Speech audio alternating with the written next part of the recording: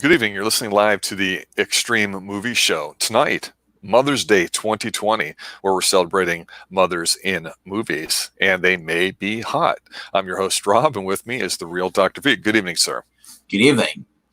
So, it's Mother's Day. I assume you had a good Mother's Day. I know I did. I will simply say that as far as the Xtreme Movie Show is concerned, we were brand new a year ago, and when we did our Mother's Day of 2019, that video took off. So I thought it would be just nice and, of course, appropriate for all sorts of reasons to celebrate moms in movies today. So I'm going to go first with a memorable mom, and then I'll ask you one, and we'll go back and forth here a little bit until we finish up, and we'll see what comes up. This should be pretty interesting. We got a lot of feedback on this. So, Doctor, one of my favorite movies of all time is from the 80s. And it's really simple. It's Back to the Future, and it's Lorraine. Of course, I assume you've seen this movie, yes? Lorraine? Yes. Never heard of it. Okay. I know, right? What time period is it from? What is it, in the 80s?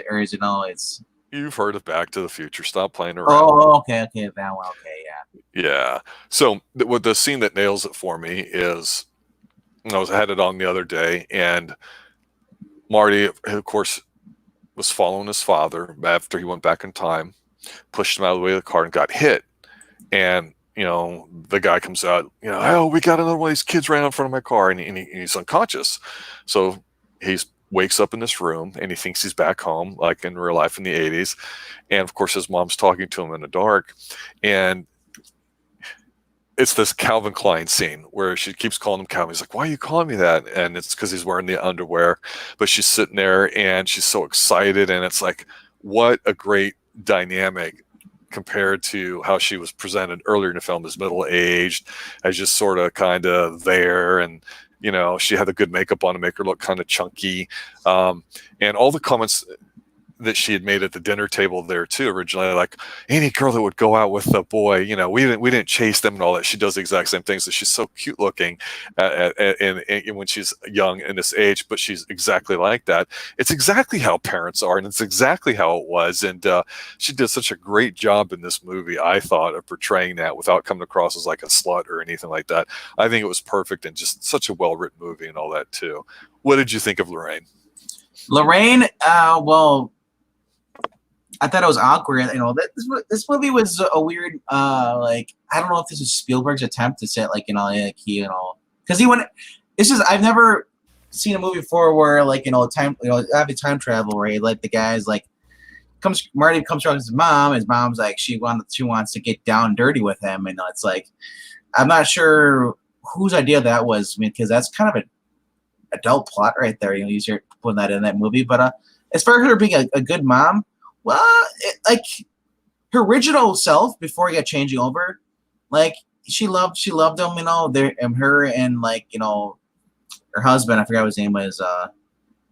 They basically were nerds. Well, she wasn't really a nerd. Her husband was. So she caved and became a nerd. So, and obviously she loved the kids and all that stuff, And then you see how when they changed again when he comes back at the end of the movie, you see her in the first movie. He's like, she's back to being, I'd say she's still the same. Remember she bought him a truck. Yeah, and that's the thing too, is when they come back to the timeline at the end of the movie, it's not really the timeline that he came from. Yeah, and obviously, we're just talking kind of lightly tonight about mothers and movies, but Back to the Future definitely has a lot of dark elements because, obviously Lorraine's basically getting raped in a car by Biff, when the whole big punch scene happens too. And, kind of shying away from that whole idea. The whole thing I think too that's kind of interesting that I said about her is that, it brings back that 50s style where a lot of people were not tatted up with long hair and all that. They were clean cut. She looked really nice in the dress. It was classy, but not prudish, but not whorish either too. So I just think she did a great job, and to me it's a very memorable movie mom. So let me pass it over to you. What's one that comes to mind for you as far as movie moms? Well, in 1984, Silent Field was actually still looking pretty hot. 1984, okay. Yeah. And what's the movie? This is called Places in the Heart. It's a drama period. Takes place in the 1930s. She's a widow with two small children, and she's trying to run her 40-acre. I want to say it's 40 acres, but most people back then would say, "Oh, that's a small farm," because you look at farmers, they have a lot more. That's true. Danny Glover's in this too. Ed Harris. Yeah, it's a big movie. She basically does what she can because her husband was a sheriff. He ends up dying in the beginning of the movie. You see her basically struggling to do whatever she can, dealing with shady business people types. Just to try to finance her farm, get everything. And it's just she does. She's the person that in this character, especially in the 1930s. You're even today it still holds true. Not everyone has a good mom. These people, these children, their mom was amazing. She did whatever she could, just to get, just to put food on their plate, So I don't want to really how to describe it more than that. So I want to just tell the whole entire movie, but I mean. Well, there's a lot more at play here in this movie, and it is a good movie. And some people basically show up at the farm to help her out with it and stuff too. It's not what would you call a typical in today's world single mom, with a bunch of kids and just kind of screwing around, stuff like that. She's a hard worker. She's widowed, so it's not like by her own convention, and she has to basically pick up the slack in an area that she didn't know how to. And to your point with Sally Field, she was. She's an actress I think that most people don't really talk about that much, certainly not now, but back then she was a name and in things too. So I think I agree with you totally. I think she totally nails it as a mom that's, very strong in the film and is able to come across as being very convincing. She's not a type of woman that you look at and just go, oh my God, she's so sexy. And all you can think of is how good looking she is. And she's too good looking for the role, and she's not ugly. She's just got this ability to kind of pull all those parts of being a strong woman together, which is what I think you're saying. But yeah, it's a really good movie. And I know it's an 80s film, but it's something I know we've talked about maybe revisiting again in the future and reviewing here. So I think that's a really good call. But following your theme of strong women when it comes to Sally Field, Uma Thurman, Kill Bill. Now tell me, I couldn't remember if you actually were a fan of these films. Did she have a kid though in that movie? Yeah, she was chasing the kid in the second film, I believe. Correct? I haven't watched them. I don't remember the first one that I thought of her. She's about to get married, and then everyone gets murdered at the wedding. That's all I wasn't sure if she had a kid or not. Yeah. So basically, she's. There's a scene in the second film at the beginning where she's going and she's looking because she's going to extract vengeance. And what's neat to me is early on she's meeting Vivica A. Fox's character who has a kid, and she's basically going up the bad guy food chain. And so they're basically going to fight to the death, and they're in a house, and then you have this big old knockdown, drag out fight, but they have to pause at certain points because the kid's in there. And it's neat because they spend a few minutes talking like women might do at the beginning, like sharing coffee or like that before it's on. And to me, I always thought, yeah, this is a movie that, even though it's a joking kind of movie about her would-be husband, David Carradine, banning her and basically putting her in a coma and burying her alive. It's a revenge film, and it's to play off all those movies that we have talked about before on the martial arts, 70s type of vein.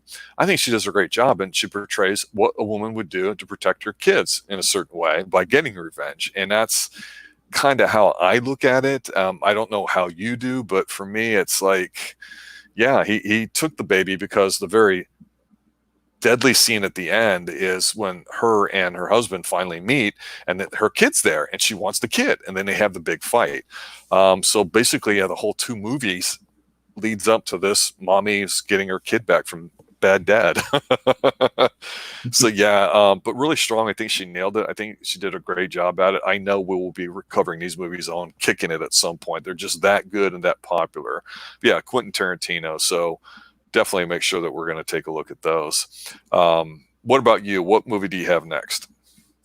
Well, you could pick any movie. I mean, I always go back to the original movie, with Eleanor Ripley. I believe it was Aliens or Alien. I always get confused because they both have one has S, one doesn't. This is the one where she goes a little girl who's hiding in the little mining place, and they get the whole Marine team comes in there. Like, we're gonna clear out everything, because they're like, and they find out that there's much more than they can handle. Um, and people look at that and it's like, well, she's not really a daughter. I'm like, well, she adopts her basically towards the end of the movie, enough for you actually see later in like they actually included her in the game. They did Alien Isolation. She play as Ripley's daughter, the girl. She's all grown up now. I did not know that. Yeah, Really?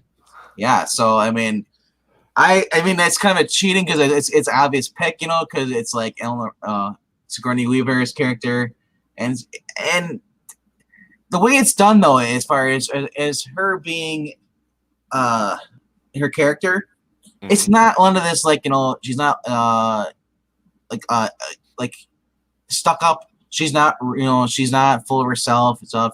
She just wants to survive, and she's at the point where she's scared of her mind, but she's she's gonna do whatever she can to save as many people as she can. Unfortunately, she doesn't really. I think the only person that actually manages to survive is Michael Biehn's character.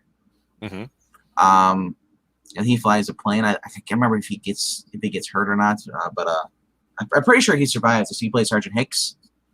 At this time, that was actually Michael Biehn's other big role, other than and Terminator, where he played.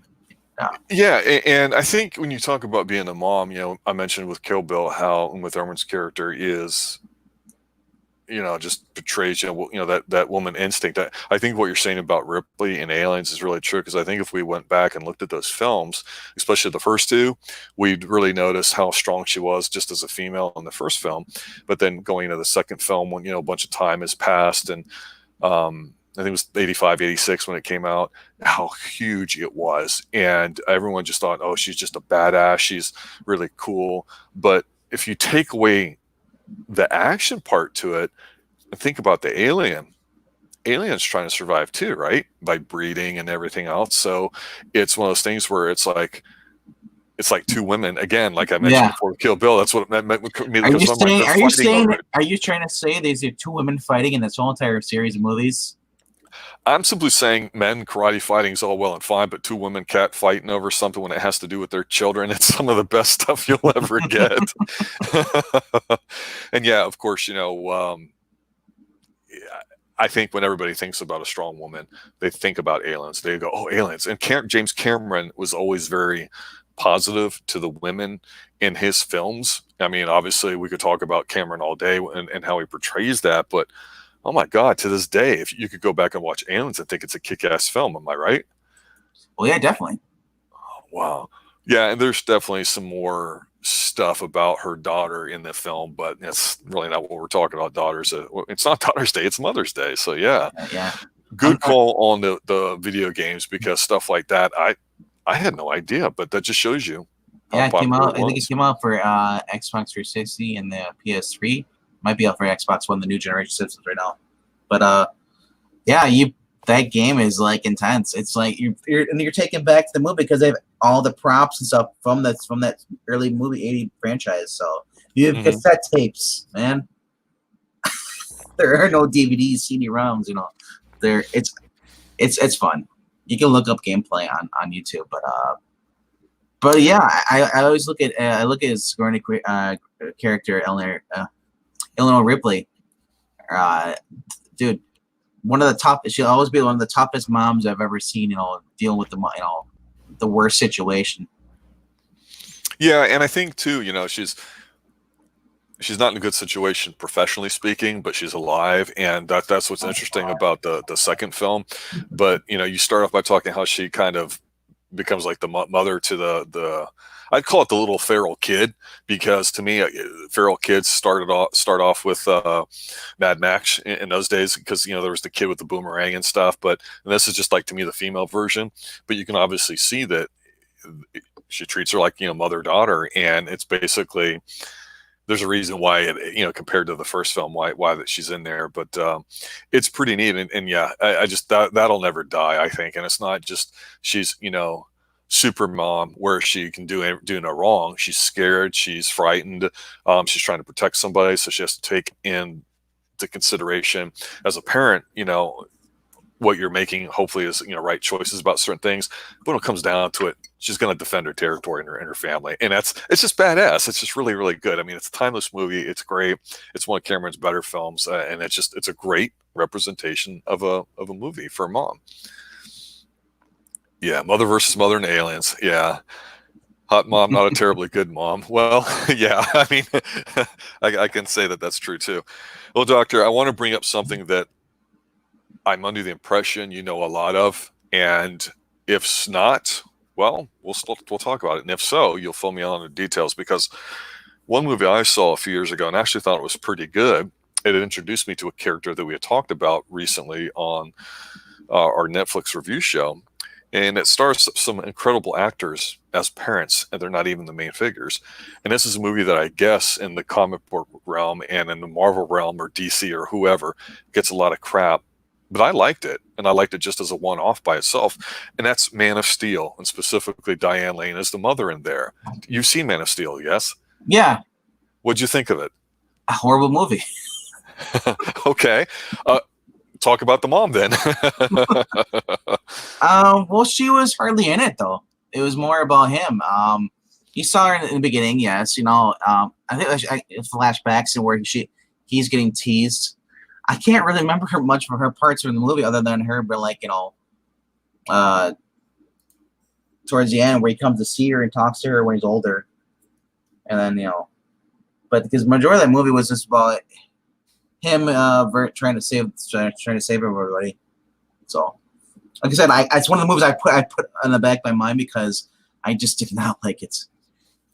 Okay, now I'm not. I like the actress though, yes, and I did not like Snyder's version of the character. Well, I understand that. I guess that's the crux of why people may like this film a lot or don't. To me, I don't have any strong emotional attachments to Superman's stories. I mean, to me, the best Supermans are the original ones, like in 79, 81, or whatever it is. That being said, I thought this one was okay. If it was wrong or took a lot of liberties with certain things in canon, I don't really know. So therefore, I wouldn't be a good judge of how accurate it is. That being said, Kevin Costner is the father and Diane Lane is the mother. I mean, that's just an incredible combo. And what I really appreciated about them being parents was the fact that they both seem like people that would be parents in like the 40s, the 50s, the 60s, and older parents today. And you take someone like Diane Lane, who's not young anymore. She's middle-aged to older. She looked like she was perfectly cast for that role. Same with Kevin Costner. But as a mother, I like the fact that, to your point, not a lot of dialogue, not a lot of scenes. They're not the focal point. And so one of the things I think was good about this movie was that they gave them just enough words and stuff that was important enough to kind of basically let the kid go off and do his thing. Because the real challenge, of course, was to be Superman and how to deal with it. And yeah, they didn't overshadow it. They didn't have a particular scene that really stood out to me.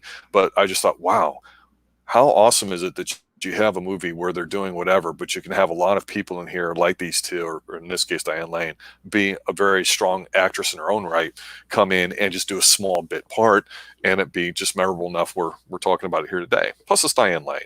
She's our unofficial mother on the Xtreme Movie Show. Right. So I assume you don't like her. Is there anything else about Diane Lane as a mother you'd like to talk about? Well, no, I like Diane Lane. I didn't like the movie. Okay. And then she was really wasn't it. And as far as being a Martha Kent, the better Martha Kent, like I agree with Maranya, is the TV series with the 90s with Dean Cain, But as for other movie moms, we take it back to a Disney thing here, the story of Dumbo. His mom, she realized, she basically his mom would end up being locked away because she tried to protect him. She was written off as being a mad an elephant, basically uncontrollable. They locked her in a cage throughout most of the movie. You see him, she really loves him because he's being teased. I had a kid pulling on his ear and stuff, and she basically like lunged towards a kid.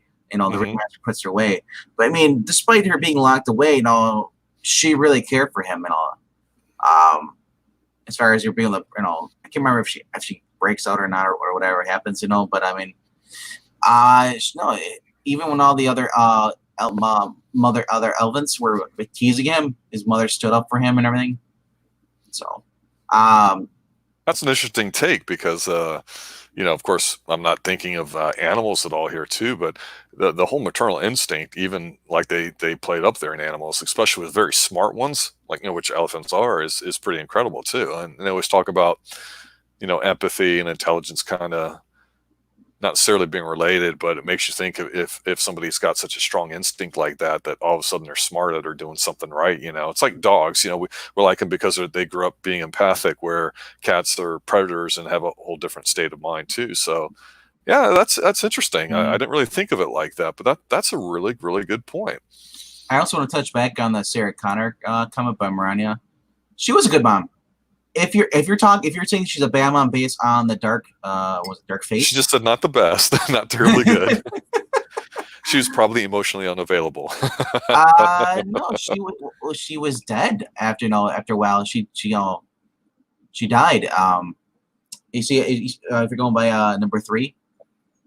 No, but yeah, so basically, yeah, Sarah Connor, she raised her child. You even see in the TV series, you know, they kind of adapted more on that. But in the prior the movies, though, Judgment Day, they don't think she was. I don't know. She was. Yeah, that's right. She was locked away. That's what it was. Because, you know, the freaking people being thinking she's crazy because, you know, she knows the truth. So they break her out. You know, she could end up, you know, being a horrible mom if, you know, usually because sometimes you feel like, oh, my mom really loves me, you know, the whole trope, and then you go, you know, she's in a insane asylum, you take her out, and then you realize that, oh, my mom's just really crazy. Oh. No, yeah, the second movie though, I liked her in that, you know, and it was kind of hard for her to be she was locked away, so it's kind of hard for her to be like, you know, an actual mom because, well, freaking government steps in, like, well, even though there was a murderous robot and everybody pretty much saw it, you know, died, you know, and are there no freaking factories that does not have cameras? You can't see a freaking robot running around. They have the device and everything. It's like, You know, there's an old expression in sports: the best skill you can have is availability, and she wasn't there. but that's not her fault though. It's not her fault. However, it's her responsibility. Therefore, it's everything's her Yeah, fault. she should have broke out and murdered everybody. I know, but I like the as you find out through the rest of the movies, though, she actually was a decent mom. She prepared him, trained him. You know, the latest movie though was like, yeah, I agree with the timeline was changed, so everything like that. So I mean, it caught her off guard. Right. You know. I have not seen it, so I don't know. To me, though, to your point about the second film, when everybody saw her doing the pull-ups and being ripped and all that, everybody immediately, I think, went to Aliens and went, "Wow, this is the next woman." Since Aliens immediately came to mind of, you know, a strong figure. By that, we don't necessarily mean kicking ass, violence-wise, or anything like that, but, you know, by having some conviction, some strength, ability to take action towards, you know, something, and of course, it is family related. Also, just to mention it, I assume most people know, it's also another Cameron film, so you get that kind of vibe from Cameron's films, and we could talk about that with other things that he's done too. But yeah, it's those two movies I think are untouchable when it comes to what people think about with moms and Now, kids, and that's, you know, what we mentioned. when we say moms can be stepmoms, it can be biological moms. I thought, well, I'm gonna throw back to what if he would hear. He would probably be bringing up the mom from The Sound of Music, the stepmom, the nanny. You know, she took care of his kids while he was away. You know, she was pretty much their babysitter. You know, and I believe towards the end of the movie, she actually starts a romantic relationship with their father, because the father was a widower. Oh, I see. It's Yeah. been forever since I've seen it. I can't claim to really know too much about it. Dude, I watched a movie when I was like 6. So, But it looks like Marania's agreeing with you in yeah, channel there, that Maria was a wonderful mother. yeah. Yeah, that's what it's all about, really. Is we again about a year ago we had did a one talking about some moms that stood out to us, and took kind of a adolescent turn towards it, but it was really really popular. A lot of people liked it. A lot of people, I think, are interested in the roles that parents play in films because, as we've been talking about recently, whether it's on Kicking It or the Too Extreme Horror Show, a lot of times the family figures, the parents or single moms, as we're seeing a lot more lately in film, they're just kind of put off to the side, or their unrealistic expectations of what parents can be, especially like in John Hughes films that we've mentioned, and even in Back to the Future, which has some dark stuff to it if you choose to focus on that, even though it's not really presented that way. So mothers, obviously, happy Mother's Day. We enjoy doing it, but because it was so popular, we wanted to take a bit more of a positive adult approach to it this year as far as taking a look at some popular ones. I'm sure we'll do this again, and we may, Doctor, even do one for Father's Day. We could. Yeah, we could. All I have to say is, if we do Mother's Day, I think the first one that comes to my mind is, and this is a quick preview. You ready? Give me back my son. Yeah, Ron, just bringing up about how Disney movies don't have. I'm not sure if this counts, but it's The Sixth Sense, the mom from there. At first she kind of like didn't believe him, and then like I'm not sure if she ever did find out, because remember he kept seeing towards the end she believed him and he could see stuff and help people move on because she thought he was crazy, towards the end. But I despite that, I thought that she was actually a pretty decent mom with the fact that she was actually like she didn't commit him, right? Because some people are like, well. Some people they look at their kids as just being like, oh, it's a responsibility. It's not. They don't really love them, Yeah, they're assets or things. Yeah. So I remember watching that movie when it came out, and it was kind of a sad movie because it's like I would hate to have that thing, the ability to see people, but I don't know. Well, we just chose to talk about a couple, and I think that we typically only topically go over some stuff and talk a little lighthearted about some of the things that stick out to us. Obviously, if we do a deep dive on certain films or characters just in general, when the mood strikes us, we could definitely argue some points. And I think the parent thing really in a good film can make it or break it, and why a character acts the way they do. And earlier tonight we had talked about the Frankenstein Chronicles, and after the first episode I'm going, okay, I'm gonna give it a second one, hopefully I'll be hooked then.